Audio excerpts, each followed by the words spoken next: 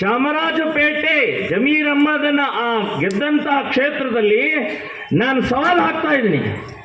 25,000ಕ್ಕೂ ಹೆಚ್ಚು ಬಾಂಗ್ಲಾದೇಶಿ ಮುಸ್ಲಿಮರ ಅಲ್ಲಿ ಅವನು ಸಾಕ್ತಾ ಇದ್ದಾನೆ.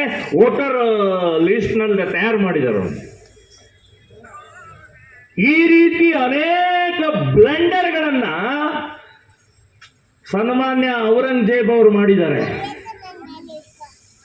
ನಾನು ಹೇಳೋದು, ಬಿಜೆಪಿಯವರು ಒತ್ತಾಯ ಮಾಡ್ತಾ ಇದ್ದಾರೆ, ಅವರನ್ನು ಸಸ್ಪೆಂಡ್ ಆಗಿ, ಅವರನ್ನು ಕಿತ್ತಾಕಿ, ಅವರನ್ನು ಗಡೀಪಾರು ಮಾಡಿ, ಹಾಗೆ ಹೀಗೆ ಅಂತೇಳಿ.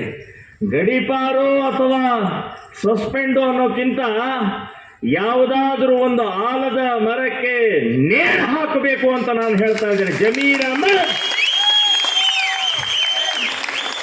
ಈ ದೇಶದಲ್ಲಿ ಇರಾಕೆ ನಾಯಕಿಲ್ಲ, ನಾಲಾಯಕಿದ್ದೀರಿ. ಯಾರು ಬೇಕಾದ ಭೂಮಿ, ಯಾರು ಬೇಕಾದ